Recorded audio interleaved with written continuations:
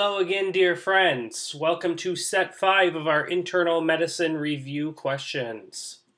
If you haven't gotten the opportunity yet, please consider subscribing to my Patreon page at www.patreon.com/pwbmd.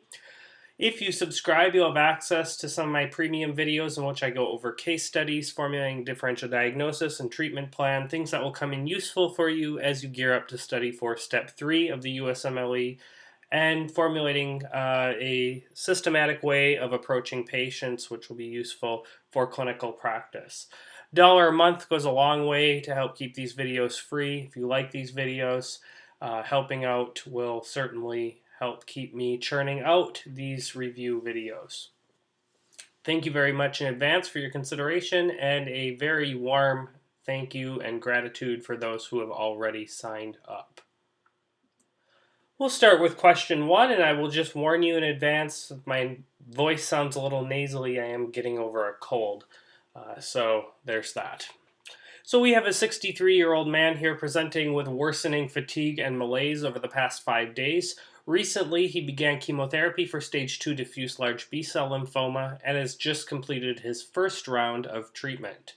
Current medications include rituximab, cyclophosphamide, adriamycin, vincristine, and prednisone. Physical exam reveals 1+ pitting edema of the lower extremities. Vitals are stable. Laboratory workup is significant for a potassium of 6.1, creatinine 4.2, BUN 18, and uric acid of 25, normal being between 3.4 and 7.2. Which of the following would have most likely prevented this patient's problem? A. Furosemide, B. Colchicine, C. Allopurinol, D. N-acetylcysteine, E. Urinary acidification, or F. Prophylactic dialysis. All right, I'll give you the opportunity to pause here. And the answer is C. Allopurinol. So what do we have here? We got a guy coming in who's fatigued and malaise. Big, huge differential diagnosis. However, he's getting some pretty strong medications. Any chemotherapeutic drug is very strong, obviously, and has a whole litany of side effects. Now, the fact that he has lymphoma and that he's being treated for that lymphoma raises the risk of something called tumor lysis syndrome. And in fact, here, that is exactly what he's got. Now, how do we know that? Well, first of all, his labs are abnormal. Now, one of the more, it's not particularly a specific sign, but it is rather sensitive sign for tumor lysis syndrome is fatigue and malaise. And fatigue and malaise can be a sign of renal issues. And that's something you need to think of anytime you have a patient, particularly a patient with a hematologic malignancy, when you have a patient coming in with fatigue and malaise. Now, could the fatigue and malaise be directly associated with the lymphoma? Possibly. But the fact that he's been on chemotherapy means that we need to get labs. Now, you'll be getting these labs anyway as part of his treatment plan, but you'll need to get these labs, and you want to look at renal function. And so, in fact, when we look at renal function, we find that he's got a hyperkalemia, that he's got a hyperuricemia, and that he's got acute renal failure. Look at his creatinine, it's 4.2. That's way above where it should be. It shouldn't be much higher than 1.5. And then if you do his BUN creatinine ratio, you see that this is more than likely intrinsic renal issues, and that's probably owing to uric acid forming crystals. His uric acid is over 3 times the upper limit of normal. This is hyperuricemia. So the hyperuricemia with a hyperkalemia, if you got a phosphate, he'd probably have a hyperphosphatemia as well. And so this is, in fact, tumor lysis syndrome. Now, what do we do to prevent tumor lysis syndrome? Well, let's just start out and say that preventing tumor lysis syndrome is a very important step in a patient who is getting chemotherapy, particularly one for, as I mentioned, a hematologic malignancy. So when you have a patient who's getting chemotherapy for a hematologic malignancy, it's very important to consider putting them on prophylactic allopurinol. And that is going to reduce the risk of them developing something like this, which is tumor lysis syndrome. So, tumor lysis syndrome is really just a constellation of metabolic disturbances which occur when large numbers of neoplastic cells are killed rapidly. So, in other words, what I put up here is it's massive tumor cell death leading to metabolic derangements and target organ dysfunction, i.e., the kidneys, and usually it's going to come about after the initial chemotherapeutic treatment. Now, this is going to happen particularly with hematologic malignancies. Why hematologic malignancies? Two reasons. With hematologic malignancies, you tend to have a lot of neoplastic cells. And also with hematologic malignancies, the neoplastic cells are very sensitive to chemotherapy. And so when you have a lot of cells and they're very sensitive, they die very quickly with chemotherapy. What you're doing is you're just destroying a ton of cells in your body. And what's going to happen is that those cells are going to spill out their contents. What are those contents? Well, DNA. So when DNA breaks down, it has uric acid in it, and so you're going to have hyperuricemia. The cytosol has a ton of potassium in it. The cytosol is primarily, potassium is one of the major electrolytes, obviously, in the cytosol, so it's going to spill potassium out of the bloodstream, causing hyperkalemia. And then there's protein breakdown from all the components of the cells, and one of the major components of protein is phosphate. That's going to cause a hyperphosphatemia, and indirectly it's going to cause a hypocalcemia, low calcium. So all of these metabolic derangements occur, and then this is what is going to lead to dysfunction. As I mentioned, leukemias and lymphomas constitute the majority of tumor lysis syndrome cases because of the sensitivity to therapy and the rapid division rates.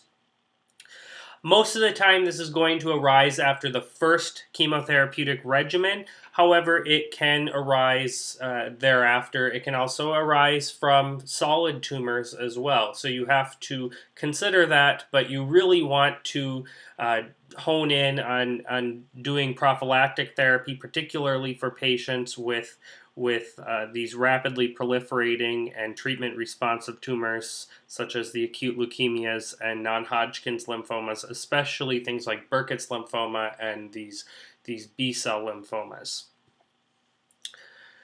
So, as I mentioned, important to identify high-risk patients and administer prophylactic therapy to reduce the risk of tumor lysis syndrome. And the prophylactic therapy is going to be allopurinol and hydration. More recently, there is a medication that's come out called rasburicase, also marketed as Elitech. This is a recombinant urate oxidase, and this metabolizes uric acid into a chemical called allantoin, which is soluble. So that's called rasburicase, but I don't expect you're going to be tested on that on the USMLE. You just may see that if you're rotating through oncology or hematology. For the USMLE, you'll be expected to know allopurinol plus hydration. And the hydration just helps your kidneys move stuff around. So the symptoms of tumor lysis syndrome are rather nonspecific. They are associated with acute renal failure and with the metabolic derangements, particularly hyperkalemia and hypocalcemia. So lethargy and edema and fluid overload are associated with acute renal failure. Tetany is associated with hypocalcemia.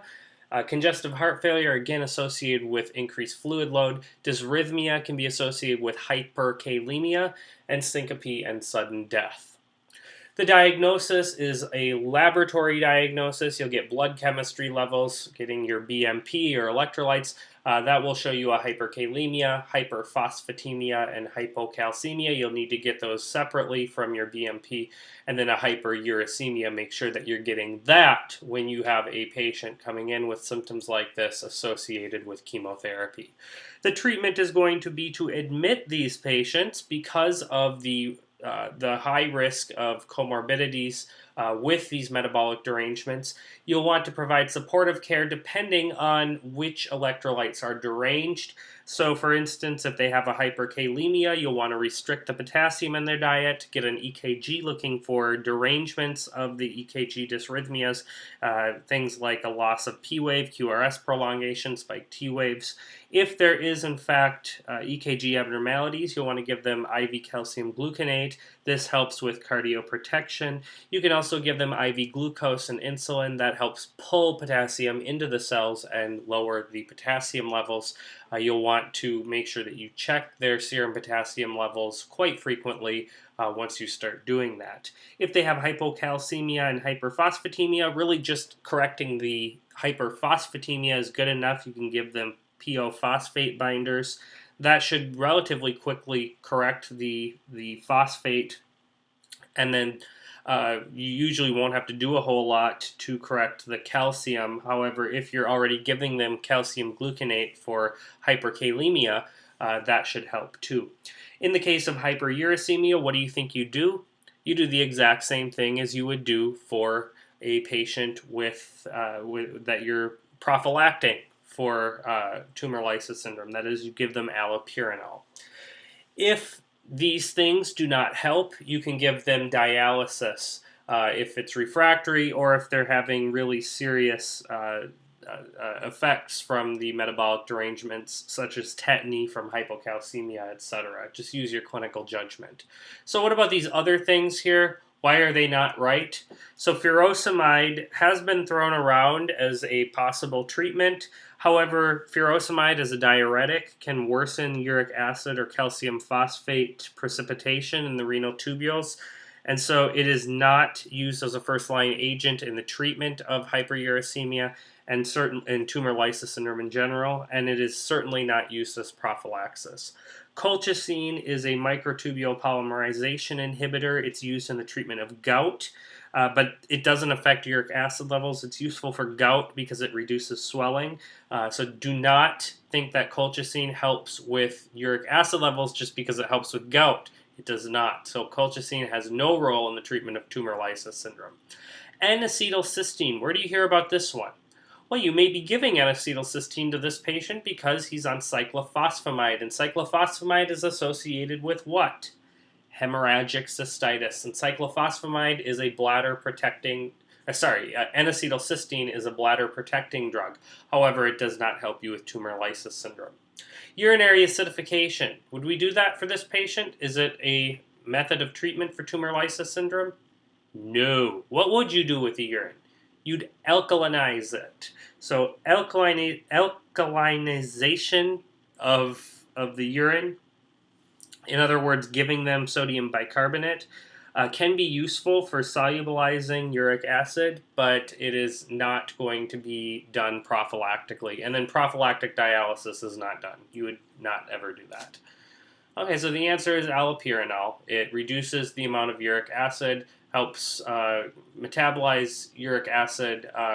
It reduces the production of uric acid by blocking xanthine oxidase and prevents hyperuricemia, which ultimately will help you prevent this acute renal injury. Now, that's not going to help you with potassium issues or phosphate issues, but preventing the kidney injury can go a long way in preventing morbidities associated with tumor lysis syndrome. So this is just an example of what goes on. You have lysis, release of intercellular contents, such as uric acid, potassium, and phosphorus. These things will lead to acute kidney injury, and then it can lead to these morbidities. Okay, question 2 gives us an 18-year-old woman presenting with weakness and quote-unquote feeling tired for the past 6 months. She recently started college as a pre-med and is only getting about 6 hours of sleep per night. Prior to this, she's been very healthy and has gotten adequate rest and exercise. She says her mood has been good and denies feelings of depression. She notes that her periods have always been regular, but they've been heavy, and she goes through about 8 to 10 pads per cycle. And she asks, maybe this has something to do with my symptoms. She's currently on no medications or supplements. Her vitals are blood pressure of 105/70, heart rate 110, respirations 15, temperature 97.3 degrees Fahrenheit. Physical is significant for pallor and multiple bruises on her arms and calves. She denies abuse or injury. Remainder of the exam is unremarkable. Labs show a hemoglobin of 9.2, hematocrit of 28%, platelets 350, MCV 73. Serum iron is low. PT is 12 seconds, which is normal. PTT is 45 seconds, which is prolonged. Bleeding time is also prolonged. Which of the following is the most likely diagnosis in this patient? A. Von Willebrand's disease, B. Hemophilia A, C. Hemophilia B, D. Bernard-Soulier syndrome, E. Aspirin overdose, or F. Primary menorrhagia due to adolescence. And I will give you some time to pause here. And our answer is A. Von Willebrand's disease. All right, so what is our initial impression of this patient just based on her history? So she is tired. She's got fatigue. But aside from that, anytime you have a woman coming in saying that she feels tired, one of the things that you have to think of, any woman who menstruates and says that she feels tired, you need to ask her about her periods. Because one of the more common reasons that a woman is going to feel tired, aside from the possibility of not getting enough rest, one of the more common reasons that we need to ask about, because it's something that we can diagnose, is iron deficiency anemia because of her periods. And this is going to be something that's common in younger women, but it can happen in any woman. So you ask her about her periods, and she says that they're a little heavy. Now, when a woman tells you that her periods are heavy, that's kind of subjective. So you want to ask her, how many pads do you go through? And you should know, have this in your back pocket, that a pad holds about 10 milliliters of blood. And you should not lose more than 80 milliliters of blood per cycle. So if she says that she's going through more than 8 pads in her cycle, that's too much. And so you can safely say that that's menorrhagia. So the fact that she's got menorrhagia and that she's feeling tired, and then when you do the physical exam, she's got pallor, and when you look at her vitals, she's got an elevated heart rate, all of this looks like iron deficiency anemia, and so you'll want to get a CBC and iron studies. Now, add to this, on her physical exam, she's got multiple bruises on her arms and calves. We are concerned about a bleeding disorder. However, I want you to write this down, and I don't want you to ever forget this. Please commit this to memory. Menorrhagia in an adolescent, so a teenage woman or girl, should always be attributed to a coagulopathy, a bleeding disorder, until proven otherwise. And von Willebrand's disease is the most common of those. So you need to get studies for von Willebrand's disease. But first, we're going to get a CBC, iron studies, and coagulation studies. So her CBC shows predictably that she's got anemia, 9.2 grams per deciliter, with a hematocrit of 28%. Her platelets are normal, so she does not have thrombocytopenia. If she did have a thrombocytopenia, we would be concerned about what? Possibly leukemia, because she would then have an anemia and a thrombocytopenia. Her MCV is 73. That suggests a microcytic anemia, which would be consistent with an iron deficiency anemia. You get serum iron, it's low. We pretty much have our diagnosis here of iron deficiency anemia. Now the coagulation studies, you need to get those because, remember, von Willebrand's disease is one of the more common, if not the most common, coagulopathy in the general population. So you see a PT of 12 seconds, which is normal. Remember, PT measures the activity of factor 7 as well as your common pathway. And then the PTT measures 12, 11, 9, 8, and the common pathway. And that is what's elevated. So one of those factors is a RAI. And then the bleeding time is prolonged. What does it mean when the bleeding time is prolonged? It means that there is something wrong with the platelets. Something is not right with the platelets. Now, if you, let's say, had a hemophilia. Let's say you had hemophilia A. Hemophilia A is a factor 8 deficiency. You would expect to see a prolonged PTT because PTT would be prolonged if factor 8 were deficient. However, because that's a factor deficiency, there's nothing wrong with the platelets. So hemophilia A and B are both out because hemophilia A is a factor 8 deficiency, hemophilia B is a factor 9 deficiency, and you would have an elevated PTT, but your bleeding time would be normal. And also, I'll just add, hemophilia A and B are X-linked recessive disorders, and so you would not expect to see these in a female. Now, Bernard-Soulier syndrome is very similar to von Willebrand's disease. However, Bernard-Soulier syndrome has about a 1 in a million incidence, whereas von Willebrand's disease is around 1%, maybe a little less, but around 1% in the general population, so it is much more common. So von Willebrand's disease, just for the fact that it's more common, is more likely than Bernard-Soulier syndrome. Bernard-Soulier syndrome also will not give you an elevated PTT because Bernard-Soulier syndrome is a deficiency of GP1B, glycoprotein 1B, which is on the platelet. So the platelet is going to be disordered. Your bleeding time will be prolonged. But with von Willebrand's disease, you have a deficiency of factor VIII in addition to the deficiency of von Willebrand's factor, for reasons I will go into on the next slide. That's what's causing your prolonged PTT, so you will not see that in Bernard-Soulier syndrome. What would we see with an aspirin overdose? Well, we would probably see a prolonged bleeding time because aspirin will affect the platelets. However, you would not see a prolonged PTT because it has nothing to do with the factors. And then primary menorrhagia due to adolescence. I will say that adolescence, because of disturbances, immaturity rather, of the hypothalamic pituitary ovarian axis, can cause abnormal bleeding. However, that certainly is not the case in this instance because she's got the bruises on her arms and calves. That suggests a bleeding disorder. It's not restricted to just her uterus.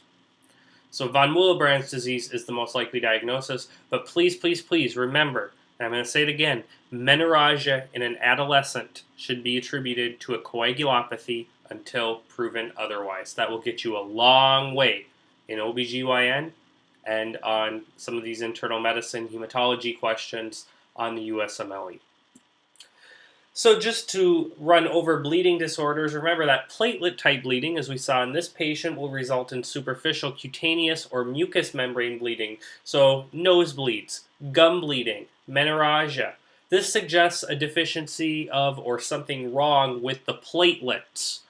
So von Willebrand's disease, Bernard-Soulier syndrome, thrombocytopenia. So major causes, thrombocytopenia, von Willebrand's disease, also bone marrow failure, which would lead to thrombocytopenia. So if you have something like a cancer, that can lead to a platelet-type bleeding. Factor-type bleeding, on the other hand, results in hematomas, internal hemorrhage, and hemarthroses, much more deeper bleeding, whereas platelet-type bleeding is more superficial. Major causes here include hemophilia, which is inherited, and the use of heparin and warfarin, which affect the factors. They inhibit factors. Von Willebrand's disease is an autosomal dominant deficiency of von Willebrand's factor. Von Willebrand's factor is a large multimeric blood glycoprotein which is in the plasma. It's not on the platelet. It binds to the platelet. It binds to glycoprotein 1B, which remember is the glycoprotein that's implicated in Bernard-Soulier syndrome.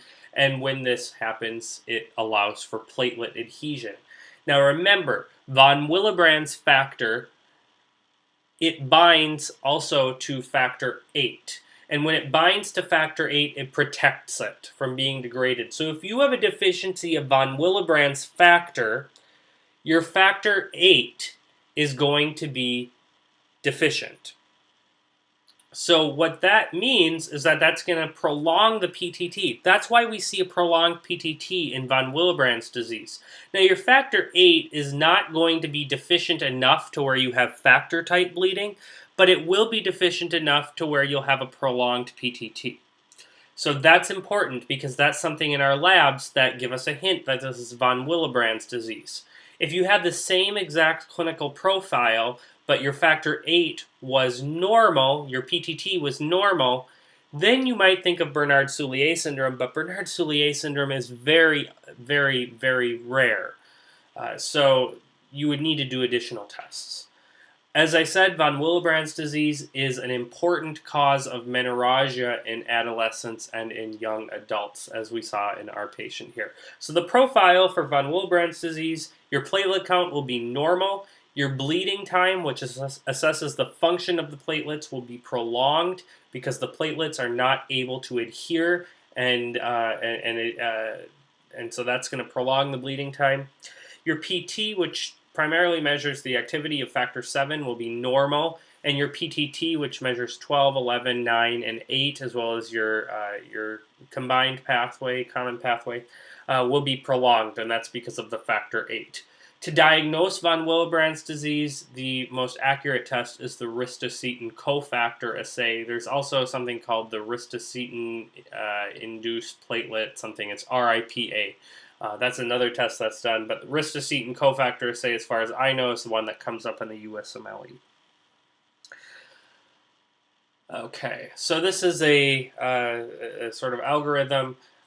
You first look at platelet count. If that's low, it's a thrombocytopenia. If it's normal, look at bleeding time. If the bleeding time is prolonged, it suggests a platelet disorder. At this point, we want to know, is it von Willebrand's disease or is it something else, like Bernard-Soulier syndrome? If it's prolonged, that points to the factor 8 deficiency, which is with von Willebrand's disease, and so then you have your presumptive diagnosis. If it's normal, then you think of something else. If the bleeding time is normal, then that suggests a factor issue. You look at your PTT. If your PTT is prolonged, then of course you're looking at 12, 11, 9, 8, and the common pathway. That can be, you'll look at PT then. If the PT is prolonged, then you think of things like liver disease. If the PT is normal, then you look at things like hemophilia. Why would liver disease, would the PT be prolonged? Because 7 is made by the liver, and PT is 7, factor 7, and so you think of liver disease. If the PTT is normal, you look at the PT. If the PT is prolonged, then you look at factor 7 deficiency. If the PT is normal, then you look at factor 13 deficiency or drugs. This is just a box here with prolonged PT, prolonged PTT, and then both prolonged PT and PTT. You can copy this down if you want. This really just goes over what we talked about. Some of these bleeding disorders are inherited, as you can see here. Factor 7 deficiency, with the little star here, that means that it is autosomal recessive. Von Willebrand's disease here with the little pound sign up here is autosomal dominant, and then this little caret here are the X-linked recessive disorders. So we kind of already talked about these. As I said, hemophilia A and B, because they're X-linked recessive, are only really going to be seen in males. Hemophilia C is an autosomal recessive disorder, so you can see that in females, but it is quite rare. It's more common among the Ashkenazi Jewish population. It's one of those disorders that congregates in that group.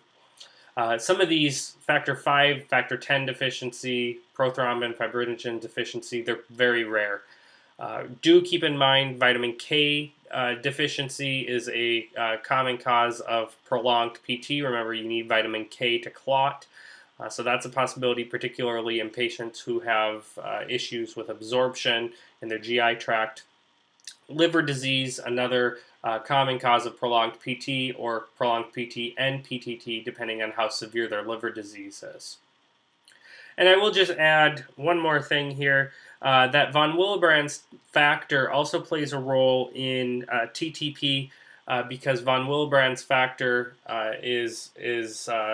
it forms that platelet adhesion, and when you have this thing called ADAM-TS13, which breaks down the von Willebrand's factor, it cleaves that adhesion. If that ADAM-TS13 does not work, von Willebrand's factor will basically work unhinged. I mean, it's going to cause platelets to adhere ad infinitum, and that's going to lead to that TTP where you have platelets adhering together all over the place, and it causes your that thrombocytopenia because platelets are adhering to each other, and you get large platelet aggregates and deficient amounts of platelets that can work, and so that's why you get the bleeding in TTP. That also is what causes the hemolytic anemia, that microangiopathic hemolytic anemia, because you have big platelet adhesions everywhere, and that the blood is going to go through that and cleave. So von Willebrand's factor, to put it shortly, is an important player in the pathogenesis of TTP, thrombotic thrombocytopenic purpura. And in case you were wondering, the treatment for von Willebrand's disease is supportive. You can give DDAVP, desmopressin. That helps release the subendothelial stores of von Willebrand's factor. So you help the patient increase their von Willebrand's factor by releasing some of the hidden von Willebrand's factor that they already have. That's the more common way of treating von Willebrand's disease. There's a new drug called Vonrendi, which is a recombinant von Willebrand's factor, came out a couple years ago. That can be given. There's also concentrates of von Willebrand's factor, factor 8. That can be given. And then there's also antifibrinolytics, which help prevent the breakdown of clots. And that's things like aminocaproic acid and tranexamic acid. So those are some ways you go about treating von Willebrand's disease, something you may consider in this patient.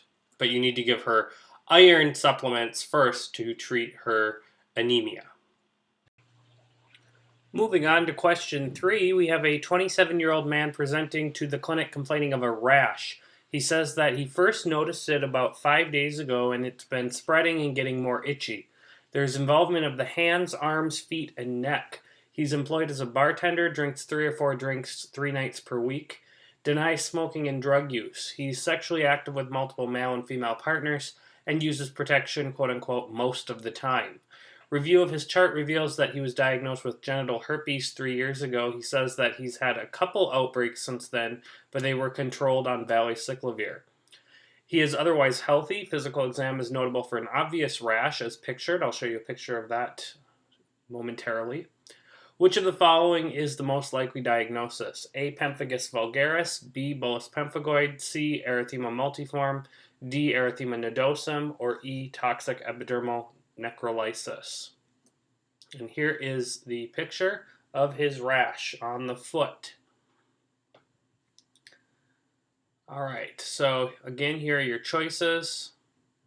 You can pause here if you want to look at this, or you can pause here if you want to look at this a little longer.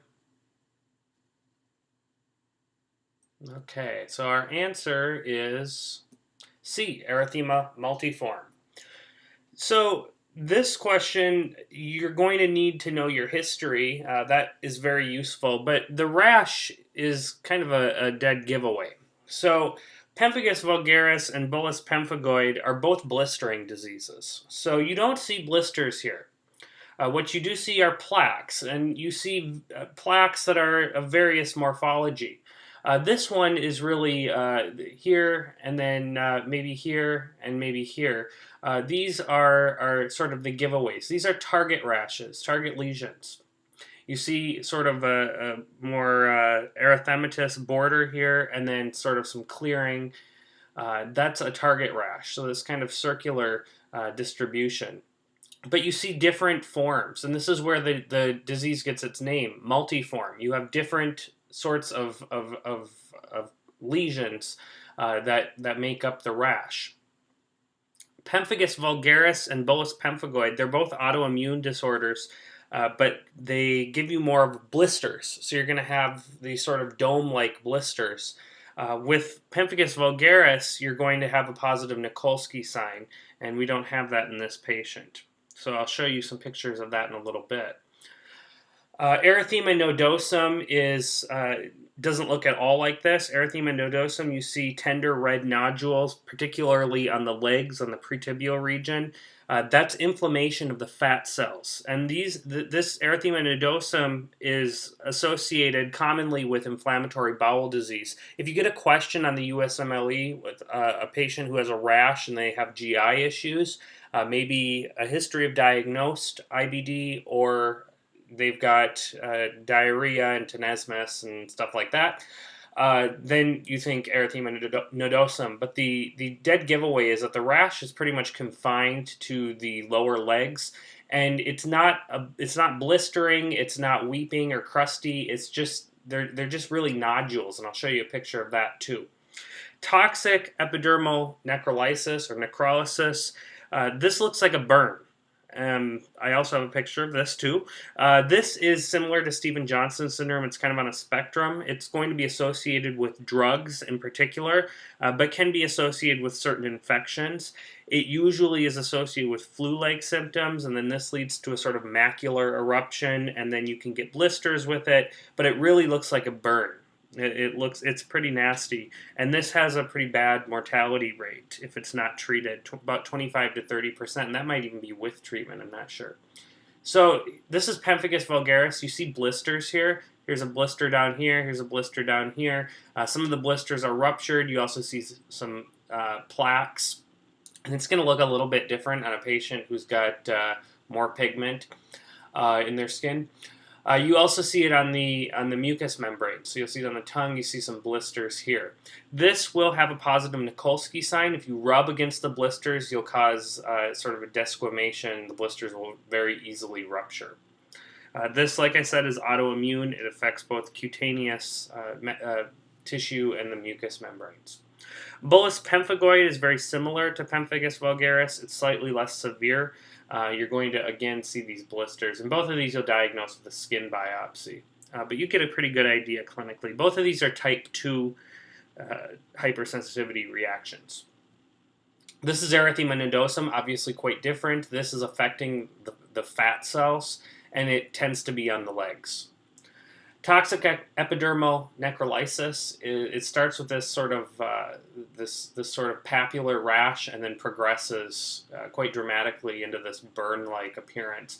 Like I said, this tends to be associated with drugs, particularly anti-epileptic drugs like Lamictal.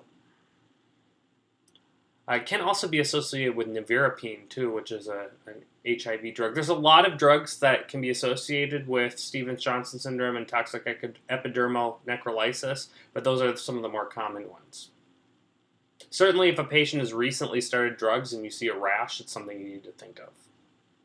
So as I said, erythema multiforme is an inflammatory eruption manifesting in a variety of skin lesions, particularly these target lesions. As you can see here, this is a very classic target lesion. It is a type 4 hypersensitivity reaction, a delayed hypersensitivity reaction. So it can also be associated with certain infections and medications. It will be delayed though. It's likely mediated by deposits of these IgM-bound immune complexes that will deposit in the microvasculature of the skin, and that causes this inflammation and destruction of the surrounding tissue. These target lesions are pretty characteristic. They tend to be pruritic, very itchy.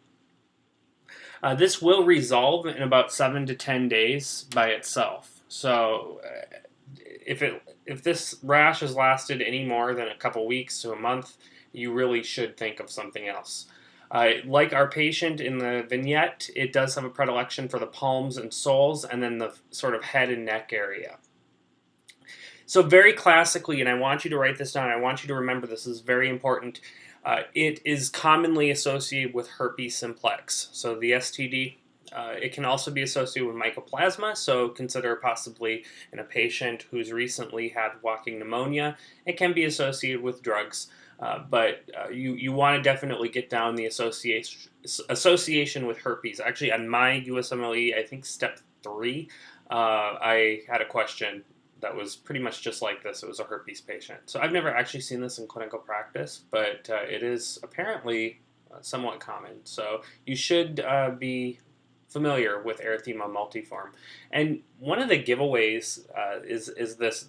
You see this rash, various appearances. You can see here target lesions, and then these look a little bit different down here. This looks a little different up here. So remember, multiforme, different. The lesions have different appearances from one another, but the target lesion is the classic appearance. Question 4 gives us a 68-year-old man presenting to the clinic for fatigue and weakness over the past month. He's recently retired and says that he is sleeping about 8 hours per night, but has difficulty keeping up with his grandkids like he used to. Over the past 6 months, his weight has decreased from 210 pounds, which corresponded to a BMI of 30.1, to 175 pounds, so a 35-pound weight loss. And this corresponds to a BMI of 25.1. Although he says that he's not changed much in his diet, which he acknowledges is poor. His medical history is significant for COPD and type 2 diabetes. Medications include fluticasone, salmeterol, and metformin. Physical exam reveals pallor, but is otherwise unremarkable. Labs reveal iron deficiency anemia, stool alcohol blood is positive, GI referral is ordered, and colonoscopy reveals a large fungating mass in the ascending colon. CT scans of the chest and abdomen are negative for metastatic disease. Prior to surgery, measurements of which of the following serum markers will be most useful to address his future outcome? A. CA125, B. HER2, C. AFP or alpha fetoprotein, D. CEA or carcinoembryonic antigen, or E. HCG.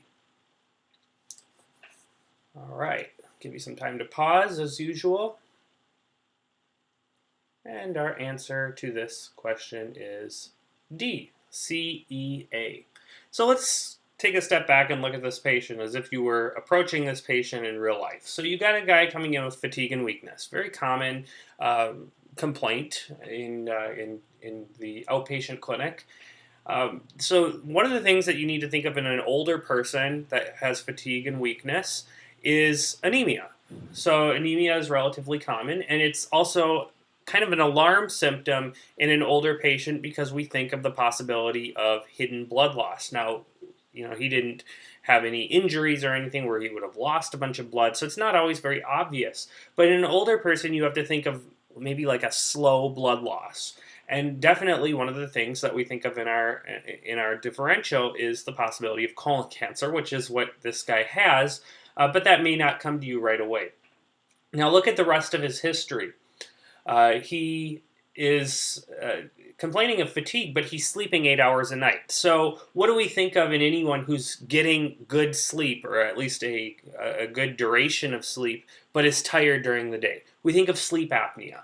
However, notice that his weight has decreased, and he's now only 175 pounds. So sleep apnea is not very likely, just because his weight is normal now.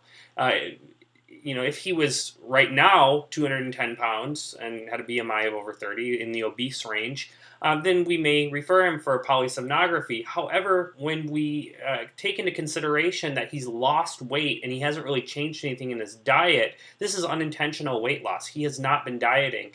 And this is actually quite a bit of weight to lose in 6 months if you're not trying. If he had only lost 5 or 10 pounds, you might not be as concerned.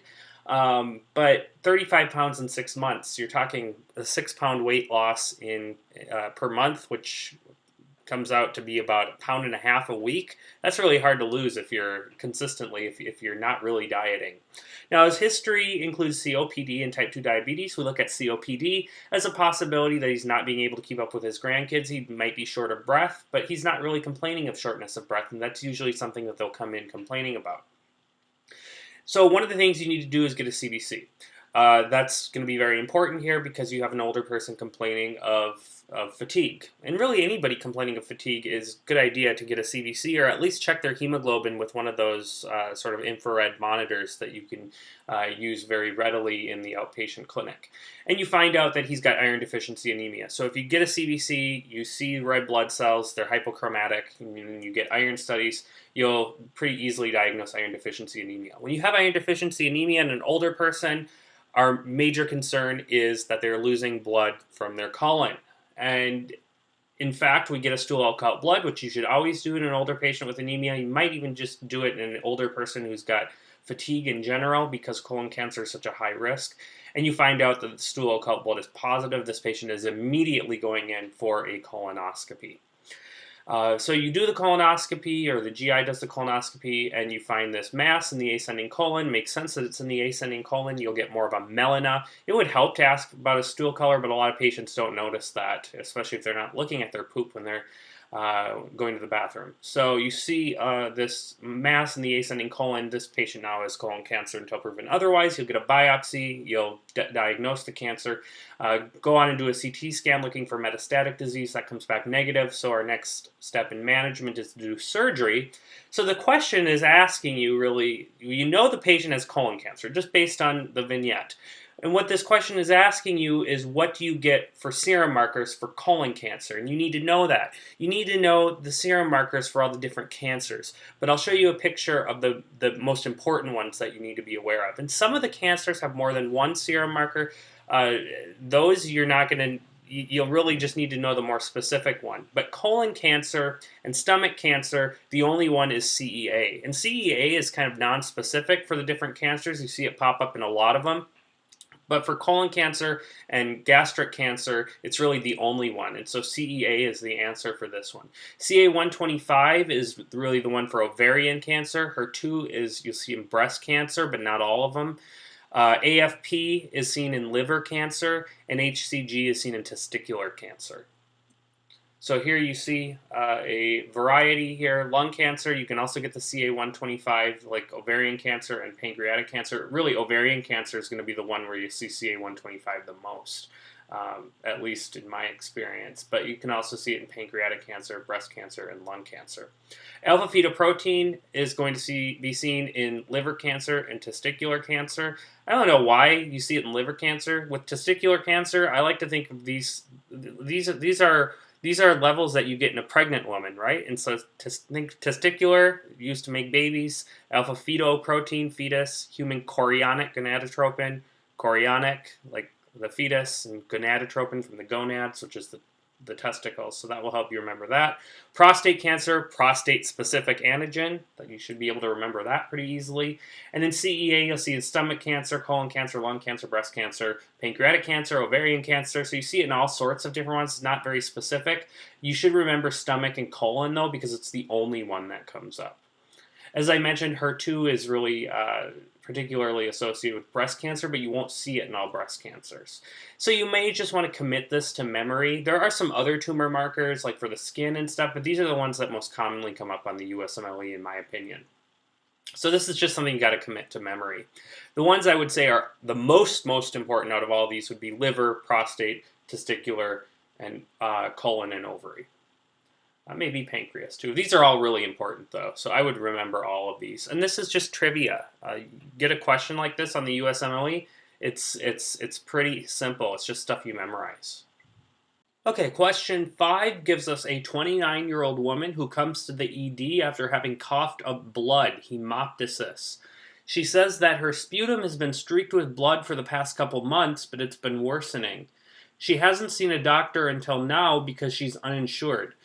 She endorses fatigue and nasal congestion, but denies weight loss. She denies smoking, alcohol, and drug use. She's never been outside the U.S. and denies sick contacts. Her medical history is unremarkable. She's on no medications, vitals 115/90, heart rate 80, respirations 15, temperature 100.2 degrees Fahrenheit.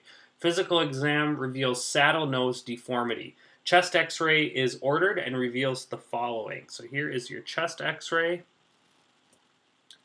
I will give you some time to pause it here and take a look at this. I blew this up as far as I could, so hopefully you'll be able to see this. You can go down to the bottom right-hand corner and go full screen if you want. Might help you. Okay.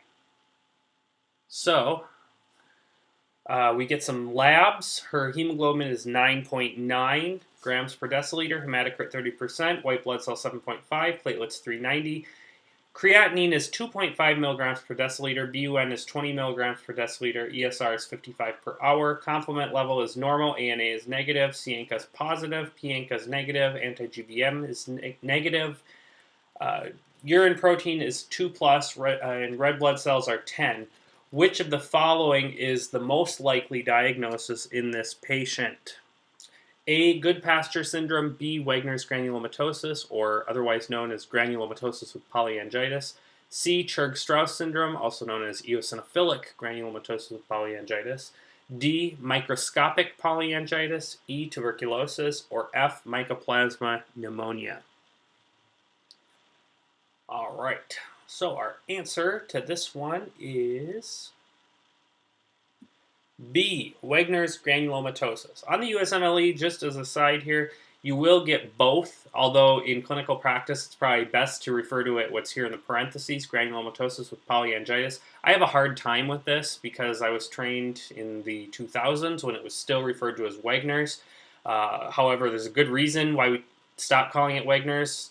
Dr. Wegener, who found this disorder, happened to be a member of the Nazi Party in the 1940s and possibly was experimenting on Jews at Dachau. So we don't call it Wegener's because Dr. Wegener was probably not a very good guy.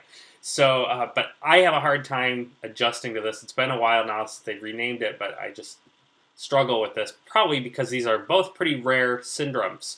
So you don't run into it very much. But yes, you'll get both on the USMLE because they recognize that a lot of people were trained referring to it as Wegener's, and the literature often refers to it as Wegener's too. So getting to this patient, her chief complaint is hemoptysis. So what do we want to know about her? Well, without a doubt, we're going to get a chest X-ray. Okay, that's a given. Any patient with hemoptysis is getting a chest X-ray. Maybe pneumonia, maybe tuberculosis, we don't know, but she's getting a chest X-ray. Now, when we do her physical exam, we find out that she does have some sort of vague fatigue. So immediately, in any patient who's complaining of fatigue, if they don't have any real reasons for fatigue, any obvious reasons, like, I'm getting 3 or 4 hours of sleep a night, well, that's probably why you have fatigue. But if she doesn't complain of anything else, and she just has this fatigue of unknown origin, you're going to get a CBC or at least a hemoglobin with one of those infrared things that you can use in the clinic. But she's going to get a CBC. Aside from this, she's got some nasal congestion, not uncommon. And then she's got this, importantly, she's got the saddle nose deformity, which is pretty obvious on physical exam, but you really need to pay attention to this stuff. So you got a patient with hemoptysis, you're going to do a really good HEENT physical, and then a really good pulmonary physical. Now, aside from this, she doesn't have anything in her medical history. She does not smoke. 29 would be really young to get lung cancer. That would give you hemoptysis, but that's really going to be low on our suspicion list. It'll be part of our differential, but that's very unlikely given her age. Her vitals are interesting. She does have a slightly elevated temperature. You can take that or leave that. It's relatively low. It wouldn't even qualify as a fever because it's got to be 100.4. But it is elevated. It's unusually high. So you get your chest X-ray. What's the first thing you notice here on the chest X-ray? What? Go back here. So what's unusual about this chest X-ray?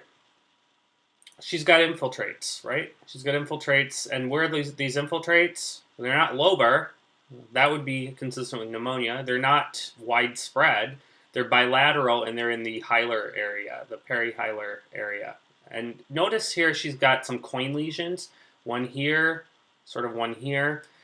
What's the thing we think of with coin lesions? Like tuberculosis, maybe, certainly lung cancer. She's too young for lung cancer. Tuberculosis is not very likely because she hasn't traveled outside the U.S. and doesn't have any history of contact with sick people. So tuberculosis is just not common in the U.S. Usually the people you see in the U.S. with tuberculosis are recent immigrants or people who have traveled to endemic areas, so Africa, maybe the Middle East, poorer areas. Anytime you've got a patient with perihilar infiltrates, two things you want to think of are Wegener's and then also sarcoidosis. There are probably some other things too, but those are two big ones. So you got this chest X-ray that's abnormal. You also want to look into what may be causing her fatigue. So you get a CBC, you find out that her hemoglobin is low, but everything else is normal. Now she's got a low hemoglobin. This hemoglobin this low hemoglobin is probably due to anemia of chronic disease. So you could get iron studies to nail down that diagnosis, but we didn't do that here. So what's next? Well, she's got saddle nose deformity. She's got these perihilar infiltrates. And at this point, you really should be thinking Wegener's, especially also given her hemoptysis and nasal congestion. So what you're going to do is you're going to check her kidneys because Wegener's affects the lung and the kidneys. And then you find that her creatinine is 2.5, which is elevated. Her BUN is 20, which is kind of upper limit of normal to elevated. And then you do that BUN creatinine ratio, and it's in the range of intrinsic renal disease. So this patient has an intrinsic renal disease, so there's something wrong with her kidneys. So now you have lung and kidneys. Now we really want to nail down the diagnosis of Wegener's. So you'll get a panel of these different markers: ANA, C-ANCA, P-ANCA, and GBM. So here we're looking for Wegener's, we're looking for Churg-Strauss and microscopic polyangiitis, and we're looking for good pastures here. And you should be aware of what each of these mean. Now, they're associated with other things, not just the things I told you, but on your differential diagnosis, those are the things that you're considering. So we see that C-ANCA is positive. Now you've pretty much nailed down your diagnosis of Wegener's. Your urinalysis you would actually probably get before you do these markers. So I probably should have put that before, but this urine protein being positive and the red blood cells being positive, this is consistent with glomerulonephritis. So that would also point you towards Wegener's. So what is our differential? It's going to include all of these things, at least before we get these markers. Good pasture syndrome. Why is this not good pasture syndrome? Well, aside from the fact that her anti-GBM is negative, this is good pastures here. If this were positive, we would think possibly good pasture syndrome. However, there are some other things here that lead us away from good pastures. So good pastures is also an autoimmune condition, but you have circulating anti-GBM antibodies. Now this is also going to affect the lungs and the kidneys, because what has this GBM is glomerular basement membrane, and it's the basement membrane of your lungs and your glomerulus, so it's going to affect the lungs and the kidneys. However, it's not going to affect the upper respiratory tract, and it's the upper respiratory tract where you're getting, when it's affecting the upper respiratory tract, where you're getting the nasal congestion and the saddle nose deformity. So good pasture syndrome is unlikely because of those two things. Wegener's is more likely, but then when you get this panel, you still want to get the anti-GBM, but then when that comes back as negative, this is pretty specific for good pastures. So good pastures is out. Churg-Strauss. Churg-Strauss looks a lot like Wegener's. When you look at the new names for these, the names are similar, and that really reflects that these are very similar disorders. Now with Churg-Strauss, invariably, at least on the USMLE, but probably in clinical practice too, I'll just say that I've never diagnosed this personally. I've seen one case of Wegener's in my entire life, and that was when I was a medical student. Churg-Strauss is very similar to Wegener's with one major difference. Churg-Strauss is going to have a patient with a history of asthma, invariably. Now, when you look at labs, Churg-Strauss will give you an elevated white count, or at least when you look at the differential, you'll have eosinophilia, because this is so intrinsically linked with allergy and atopy. So you're going to get eosinophilia. But it's very similar to Wegener's. You get granulomas, it affects the respiratory tract and kidneys, and so you have a very similar clinical picture. Now, when you get these markers here, you will not have a positive C-ANCA, you'll have a positive P-ANCA. So Churg-Strauss is a P-ANCA, whereas Wegener's is a C-ANCA. Microscopic polyangiitis. So this is also similar to Wegener's. You're going to get lung and kidney issues. However, microscopic polyangiitis is not going to affect the upper airways. It's only going to affect the lungs and the kidneys. Microscopic polyangiitis is similar in appearance to Wegener's. If you get a biopsy, though, you're not going to see granulomas like you do in Wegener's and Churg-Strauss. So Wegener's, Churg-Strauss, and microscopic polyangiitis all share the kidney issues in common, and they're all going to cause glomerulonephritis. So together, they're referred to as posse-immune glomerulonephritis. Churg-Strauss and microscopic polyangiitis stand apart from Wegener's in that they both cause a elevated P-ANCA, whereas Wegener's is the only one that gives you a positive C-ANCA. Now, if you get a kidney biopsy, unlike Wegener's and Churg-Strauss, you're not going to see granulomas in microscopic polyangiitis. So hopefully now you understand the difference between these three. They're very similar, but there's some major differences. Tuberculosis, we already mentioned, is unlikely. Now, tuberculosis can give you abnormal kidney functions and certainly can give you kind of coin lesion appearance, abnormal chest x-ray. However, you're not going to see this very commonly in the U.S. And as I said, there's a very kind of specific patient population that will have tuberculosis. And obviously, tuberculosis is not going to give you a positive C-ANCA. Mycoplasma pneumonia is walking pneumonia. It's not going to cause hemoptysis, and certainly it's not going to cause pulmonary symptoms over the course of months. It's usually limited to a week or two. This is very common, but it's not going to cause this clinical picture, and it's certainly not going to give you disturbed renal function. Okay, so Wegener's is a rare multisystemic autoimmune disease. It affects the small vasculature and it's characterized by the formation of granulomas, and it causes destruction of the vessels in the respiratory tract, both upper and lower, and in the glomeruli. Pathologically, it's characterized by this triad of acute necrotizing granulomas of the respiratory tract, necrotizing or granulomatous vasculitis involving small to medium-sized vessels, more in the small vessels though, and then renal disease in the form of focal glomerulonephritis, usually in the crescentic appearance. So this is USMLE step 1 stuff. If you're taking step 2 or step 3, you're not going to really need to know this.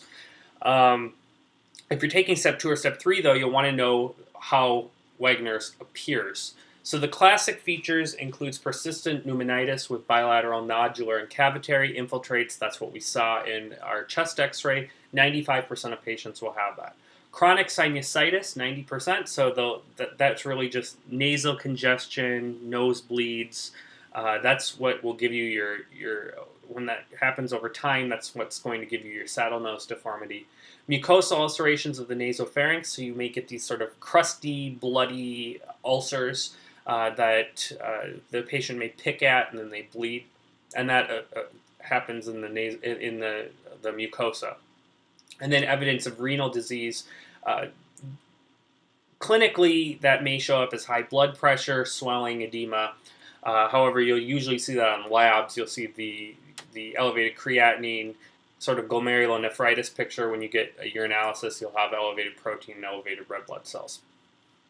You can also see some systemic signs with Wegener's, rashes, muscle and joint pain, fever, usually pretty low-grade fever, and just general malaise. To diagnose Wegener's, you're going to get a whole host of labs, but to really nail down that diagnosis, you'll get a C-ANCA, and that'll be positive. The most accurate test for Wegener's, however, is a renal biopsy, and in this case, you'll see granulomas, and you'll see a glomerulonephritis, which is focal and crescentic. The treatment for Wegener's is steroids and cyclophosphamide. That will be your initial treatment that induces a remission, and then to maintain your remission, you'll use something like azathioprine or the anti-TNF medications. All right, so that's Wegener's. You'll really want to know the difference between Wegener's, Churg-Strauss, microscopic polyangiitis, and Goodpasture's because they have very similar appearances. You'll want to know the labs that you get to differentiate these and sort of the subtle differences, which we already talked about. This is your saddle nose deformity here. You got, so this is actually a patient who had a saddle nose deformity and then had surgical correction of the deformity. But you see here this indentation, and this is just due to chronic inflammation of the sinus, and ultimately it causes destruction of the tissue, and then that compromise leads to this little indentation here. Here you see a little bit more dramatic case. So you see this kind of saddle appearance, and this is where it gets its name, is a saddle. So rather than being straight, you have this little indentation here, and this is a saddle that goes on a horse when you're riding a horse. Okay, question 6 gives us a 27-year-old man coming into the ED because of reported loss of consciousness and quote-unquote seizure, which was observed by his mother 2 hours ago. She says that the patient was diagnosed with epilepsy 3 years ago and takes lamotrigine and phenytoin. His most previous seizure was 18 months ago, and he has been healthy ever since. He lives alone and works as a bouncer at a nightclub. She's unaware of his smoking or drinking habits. She's worried because he plays recreational tackle football, and she wonders if he may have been injured. She also notes he's been under some stress lately, as he has not been sleeping much with his new job. Vitals are stable and within normal limits. Physical examination is unremarkable. While you are waiting for routine lab work, he suffers tonic-clonic convulsions. After 5 minutes, you terminate the episode with 4 milligrams lorazepam IV. Which of the following is the most common cause of this emergency? A. Metabolic alterations. B. Head injury. C. Alcohol withdrawal. D. Illicit drug withdrawal. E. Meningoencephalitis. F. Medication noncompliance. Or G. Sleep deprivation. Okay, so our cause... the answer is F, medication noncompliance. So I'm going to say this now, I'm going to say it again later. The most common cause of status epilepticus, really of seizure in a patient with epilepsy, is medication non-compliance. What that means is he's prescribed these anti-epileptic drugs. He's on 2 of them, really good anti-epileptic drugs, lamotrigine and phenytoin. And if for some reason he forgot to take his medication, even 1 dose, but usually over a period of time, days, he's at very high risk of developing a seizure. And this is the most common reason why a patient with epilepsy will come in with a seizure. Now, the reason is pretty clear. So when you take these medications, what it does is it raises your seizure threshold. It makes it harder for you to have a seizure. But if you stop taking them all of the sudden, your seizure threshold is going to drop. You essentially go into withdrawal from your anti-epileptic drugs, and so that raises your risk. It lowers your seizure threshold, and your body essentially goes into a withdrawal from those medications. And this is something that you need to be concerned about also with patients who are bipolar, because bipolar patients are often on the same medications as seizure patients. A lot of your anti-epileptic drugs also function as mood stabilizers. So if you have patients who are bipolar and they suddenly stop taking their mood stabilizers, they are also at risk for developing seizures. Now, all these other things that I listed, all these other answer choices are potential causes of seizure, but they're less likely, particularly some of these more than others. So metabolic alterations, not very likely. Hyponatremia is a possible cause of seizure, but there's really no reason to suspect that in this patient. Nonetheless, we're going to get electrolyte levels as part of our basic workup for a patient who has had a seizure. Every patient who has a seizure, you're going to be getting electrolyte levels to rule that out. And so that's part of your routine lab work that you're getting in a patient who's suffered a seizure. Head injury. Well, it's possible. Mom's concerns are warranted. He's playing tackle football. It's possible he suffered a head injury and that's caused him to have a seizure. However, you would probably have evidence on physical exam if he had had a significant head injury. But it is a possible cause, and so a CT may be warranted if you don't know. If you can't talk to the patient and ask him, have you had a concussion lately? Have you lost consciousness? Have you gotten injured while you play football?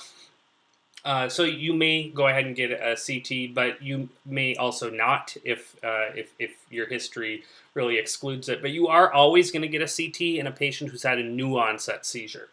Alcohol withdrawal. Well, we don't know his drinking habits, but yes, if he's having 5-6 drinks a night and this has been going on for some time and then he suddenly stops, then it's possible that he may be having alcohol withdrawal seizures.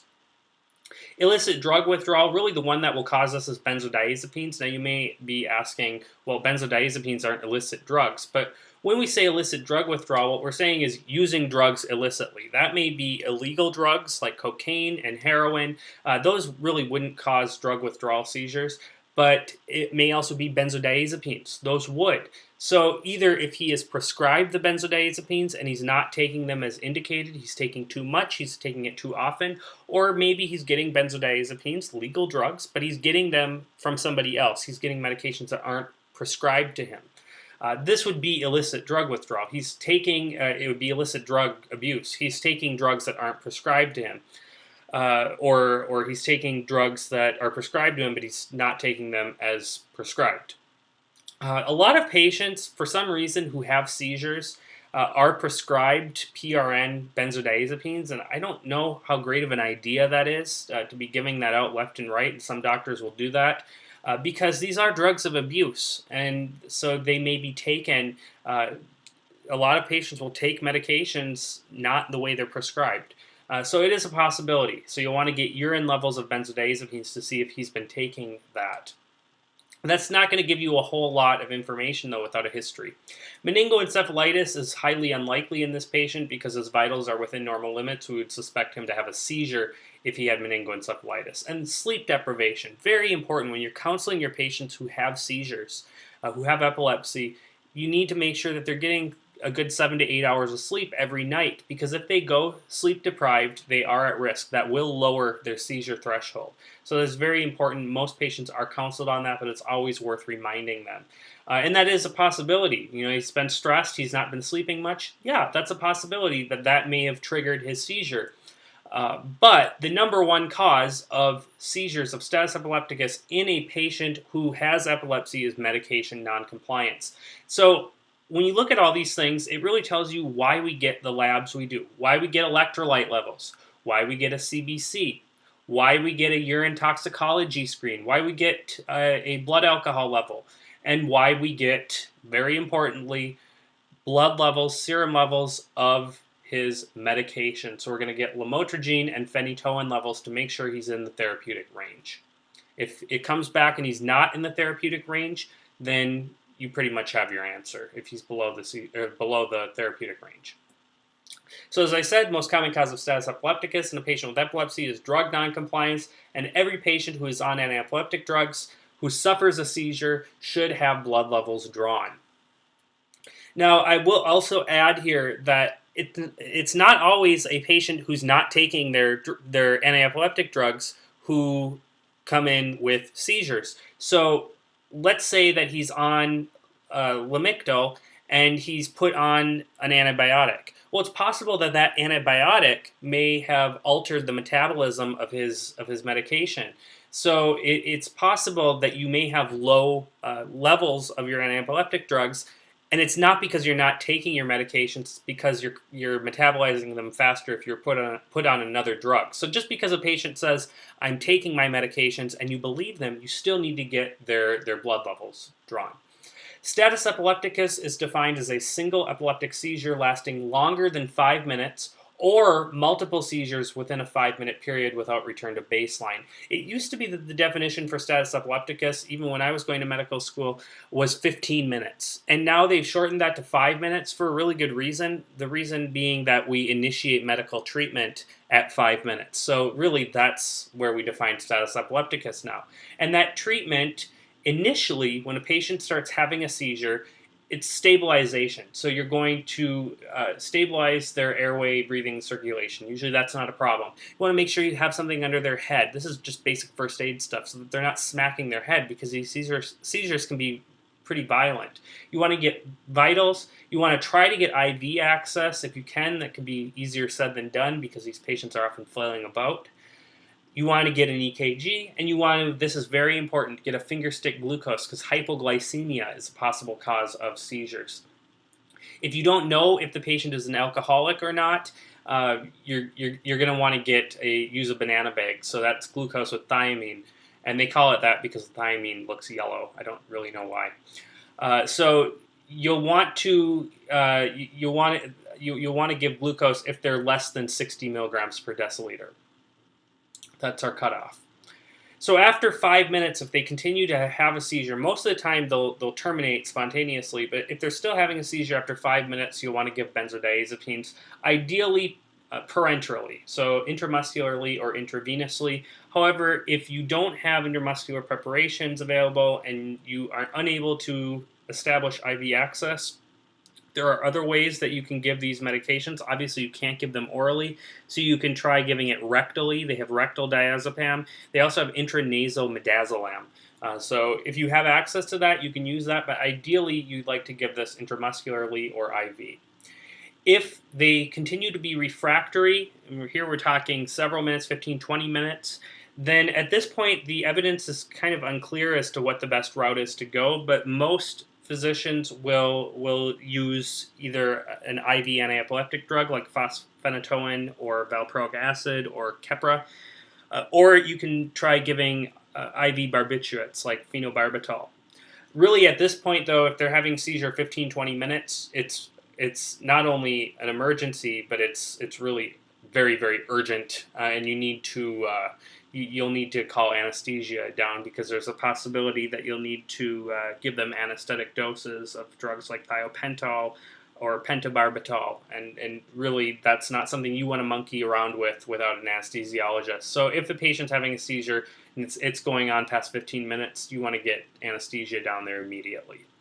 As I already mentioned, the importance of having a full history. You want to obtain this after resolution once the patient comes to, so you can really figure out and hone in on what the cause is of this patient's seizure. So let's say back to our patient, if he said, yeah, the last couple of days I've forgotten to take my medications, you probably have your answer. Or if he said, well, I haven't gotten a lot of sleep in the last 2 days, I've gotten maybe 3 hours of sleep, you may have your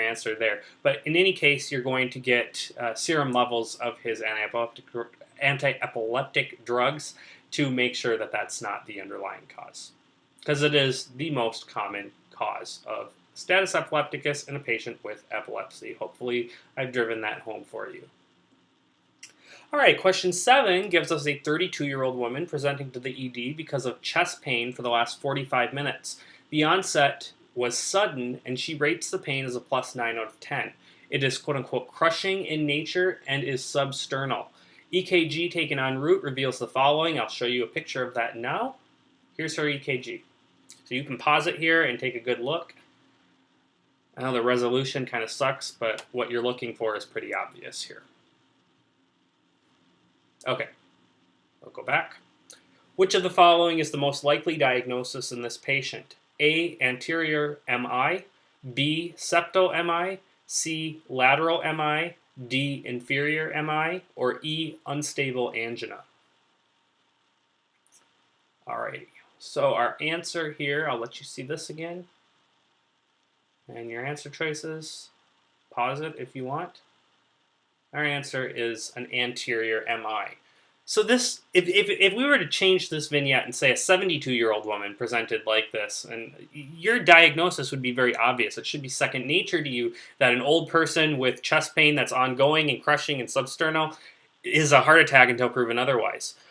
For any patient who comes into the ED, and this is important for clinical practice, any patient who comes into the ED with chest pain, always, always, always EKG. EKGs are cheap and you can rule out a heart attack.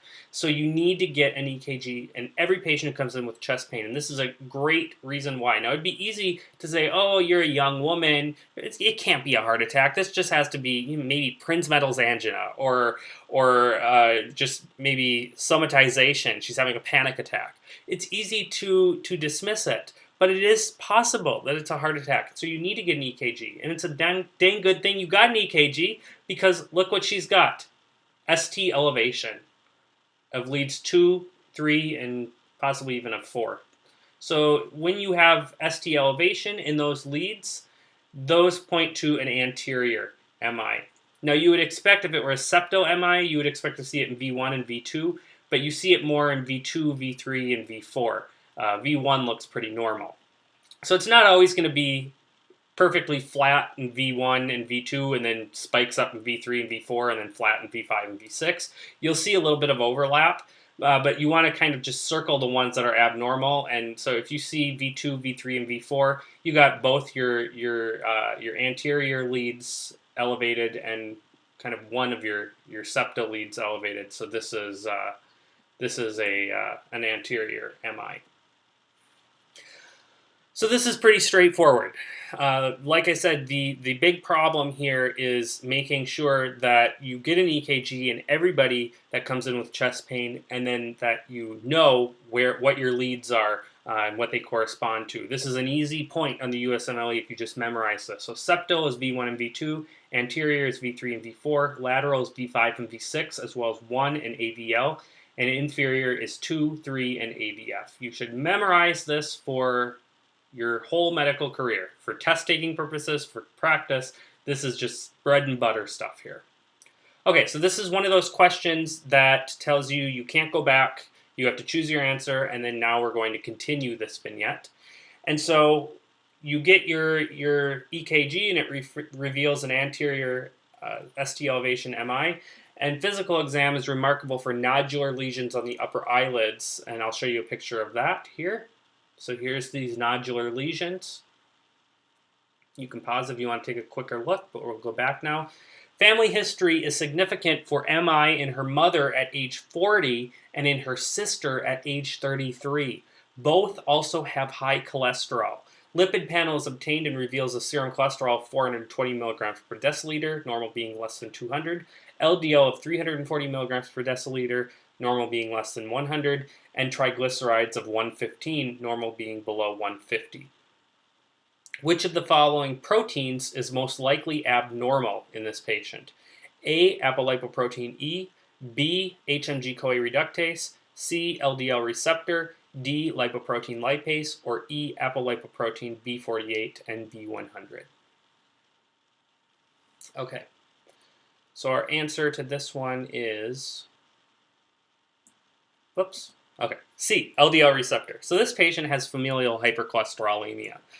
Now you've got a young woman coming in with a heart attack. You got to be thinking there is something seriously wrong with this patient. There's something wrong with this patient that should not be going on at her age. She's got a disease. Now, the number one cause, as you know, of heart attack is plaques, atherosclerosis, and that goes for everybody.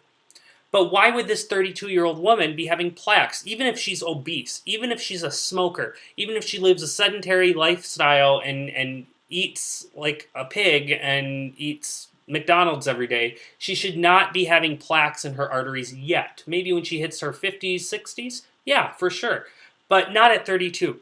So in any case, though, you need to get a lipid panel. Because the number one cause is atherosclerosis. And what causes atherosclerosis is mucked up cholesterol levels. So you're going to get a lipid panel.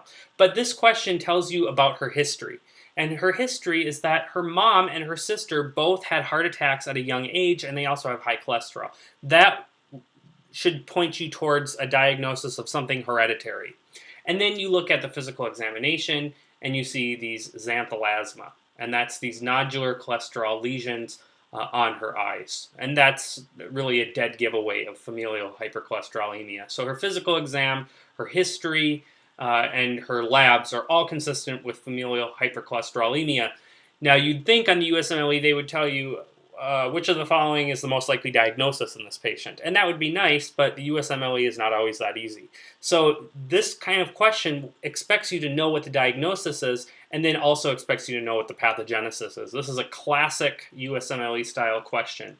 And so if you know that the diagnosis is familial hypercholesterolemia, then you should know that the cause of familial hypercholesterolemia, of FH, is an abnormal LDL receptor. Either the LDL receptor is not expressed in sufficient amounts, or the LDL receptor is expressed but it's mutated and not functioning properly. In any case, C is the correct answer. Now these other ones, they can cause high cholesterol, but it's not the most likely cause. LDL receptor mutation or deficiency is the most common cause of familial hypercholesterolemia. This last one here, apolipoprotein B48 and B100, is important for cholesterol absorption in the GI tract. If these are defective, you would have A-beta lipoproteinemia. And I'm not going to go into detail discussing this because it's pretty complex, but you can go back to my hereditary lipid disorder lecture, which I will put a link to on here if you want to review that in detail. But this would not cause heart attack. Okay, we're going to continue this now. So we got our lipid panel, we made a diagnosis of familial hypercholesterolemia, and which of the following medications is most indicated and will improve long-term survival in this patient? A, ezetimibe, B, cholestyramine, C, colsevelam, D, atorvastatin, or E, niacin? All right. The answer here is D, atorvastatin. So this is just like anybody else, just like any old person who has high cholesterol. The cornerstone of management of high cholesterol is an HMG-CoA reductase inhibitor.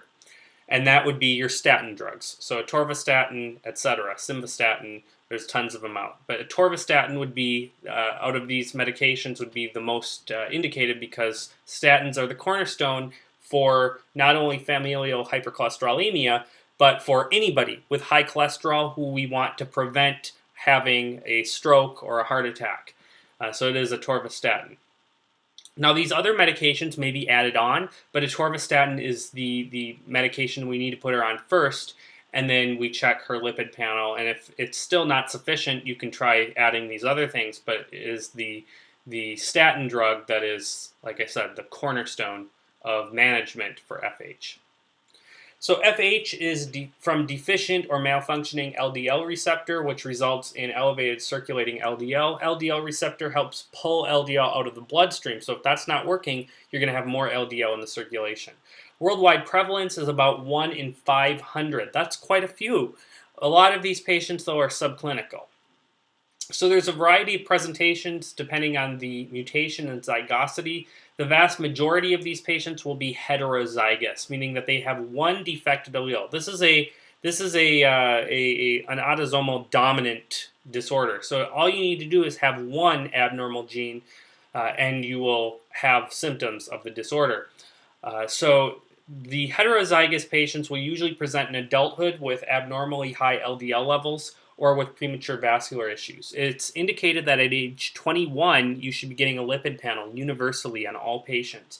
And one of the reasons is that we can detect familial hypercholesterolemia before they start to develop symptoms. So this patient, she may have had high cholesterol levels for a long time before she hits her 30s and now had a heart attack. We may have been able to detect that at age 21. And so this is a reason why you're getting lipid panels as part of routine management for all patients universally at age 21. So it may present as high LDL levels if you got a screen on her, or if you didn't, then it will present with premature vascular issues, so stroke, heart attack, etc. It might also just be unstable angina or something. Symptoms will manifest earlier if there are typical risk factors, so obesity and smoking. So they may even present in their late teens, early 20s if they're fat and they smoke and they're sedentary, etc.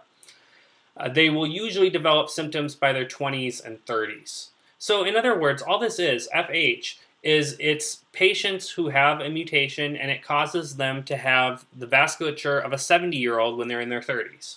That's really all it is. And you can diagnose it on lipid panel. You treat it the same way. Now, homozygous is different. This is a disorder of pediatrics. In this case, both mom and dad have FH, and they both contribute an errored gene. Now, this is much more severe, as you can imagine, because now they have two errored genes, and they have a very, very deficient level of LDL or very malfunctioning LDL. And so usually this will present in childhood with symptoms consistent with ischemic heart disease, peripheral vascular disease, aortic stenosis, etc., stroke. And these patients will have a history of skin lesions, as can the heterozygous patients. This is just owing to the high cholesterol levels. And both parents will have elevated LDL levels because they necessarily have to be heterozygotes for FH. So again, this is just little kids that come in with a picture like they're 70-year-olds. They've got really bad arteries. Like I said, for more information on FH, you can go back to my lecture. I don't want to go into it in too great of detail here because I don't want to spend too much of your time talking about this. So a family history of premature atherosclerotic disease will likely be present. Physical findings will include things like xanthal asthma, like we saw in this patient, corneal arcus, angina, systolic ejection murmur of aortic stenosis, things that you expect to see in old people. That systolic ejection murmur of aortic stenosis, very common, but common in people in their 80s, not in people in their 30s. The treatment is statins and then lifestyle modifications. If you smoke, stop. If you're obese, lose weight. If you don't exercise, start. Pretty simple. And we'll finish up with question 10. A 32-year-old woman presents to the clinic complaining of left hand pain for the past week. She notes that the pain is all the time, but is worse at night and is accompanied with numbness and tingling. It is primarily over the palmar aspect. Nothing relieves the pain or makes it worse. She's currently pregnant, 20 weeks, 2 days, and is on a multivitamin and acetaminophen for back pain. She has no significant past medical history. She's 5 feet 4 inches tall and 180 pounds, which corresponds to a BMI of 30.9. She works as a secretary and notes that her pain is somewhat worse when she leaves work. Percussion on the volar surface of the left wrist elicits pain and paresthesia over the lateral palm and digits. Strength at the hands and arms is +5 out of 5 bilaterally. Which of the following is the most likely diagnosis in this patient? A. Cervical radiculopathy, B. Carpal tunnel syndrome, C. Multiple sclerosis, D. Osteoarthritis, or E. Cubital tunnel syndrome. Alrighty, our answer to this one is B. Carpal tunnel syndrome.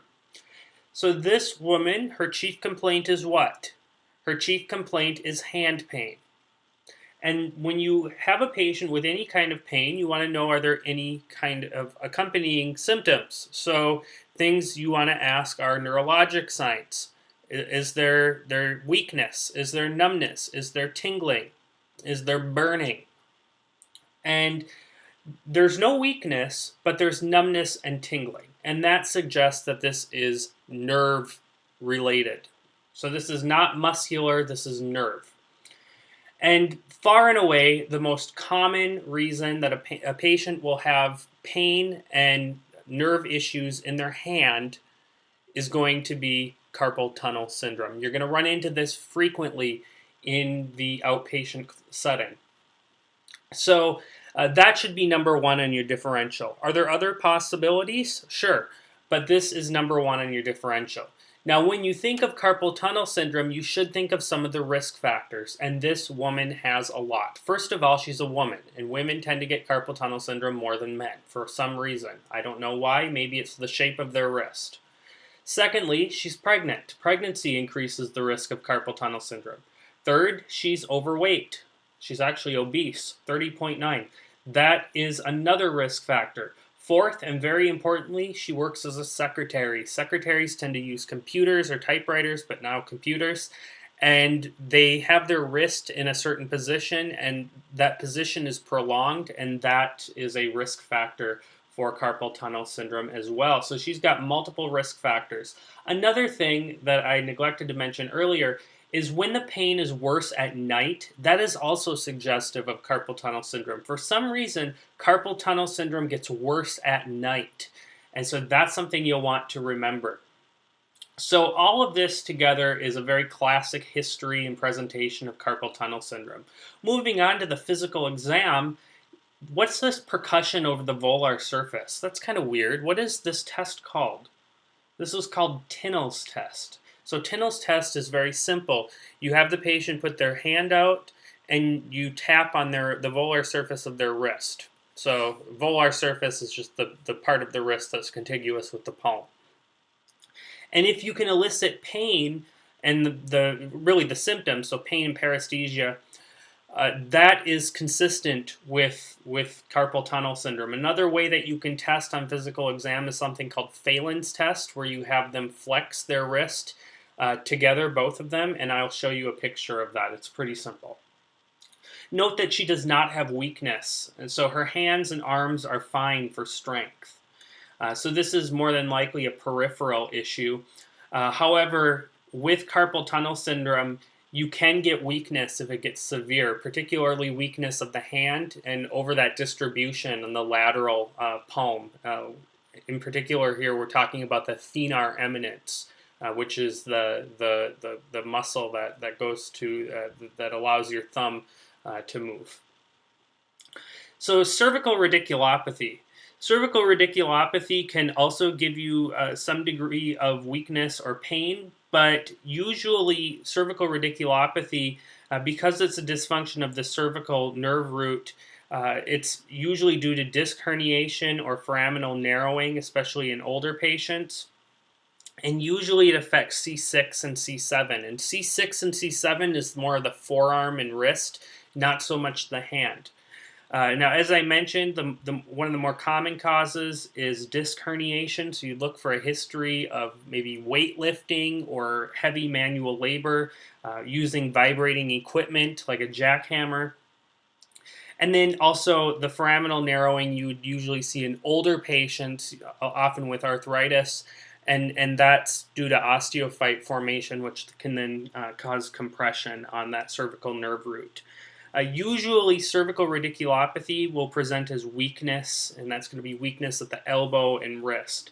This is unlikely in this patient because of her age and because of her lack of history of heavy labor and weightlifting.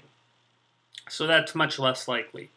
Multiple sclerosis, as you should be aware, is a disorder of the central nervous system, particularly of the white matter.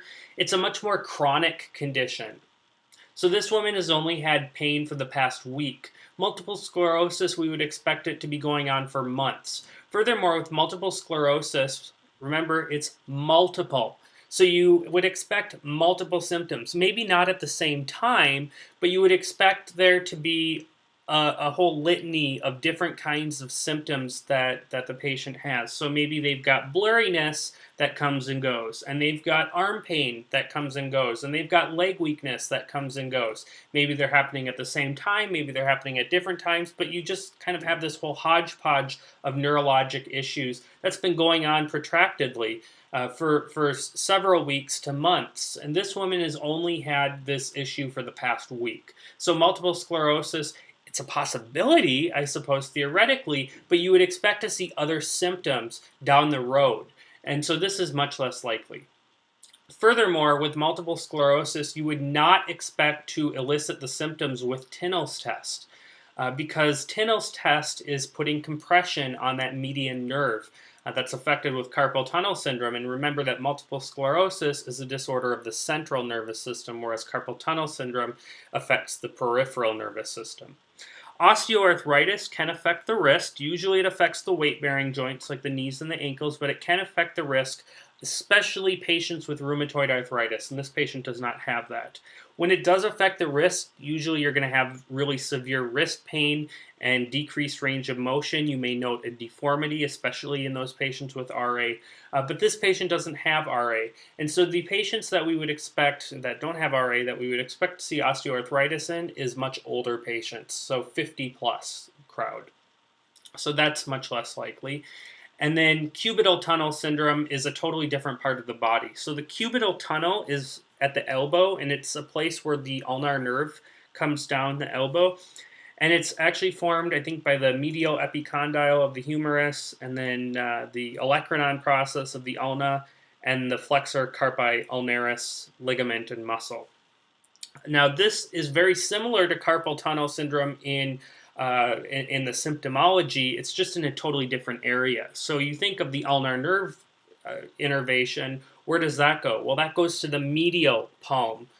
So that you would expect to have on your medial palm, so like your pinky and the medial aspect of your ring finger. Whereas with carpal tunnel syndrome, because that affects the median nerve, it's going to be it's going to be affecting the lateral hand. So your thumb, your pointer finger, your middle finger, and the lateral aspect of your ring finger. You would not get a positive Tinel's test because it does not affect the wrist. It's affecting at the elbow. And some of the common causes, and also I should note that because the ulnar nerve has extensive muscular innervation, a lot of times you can get that claw hand that I don't have a picture of that, but it's basically you have a lack of extension at the wrist and fingers, so you get the flexion at rest. And you can look up ulnar claw hand on Google image search, and you'll see what that looks like.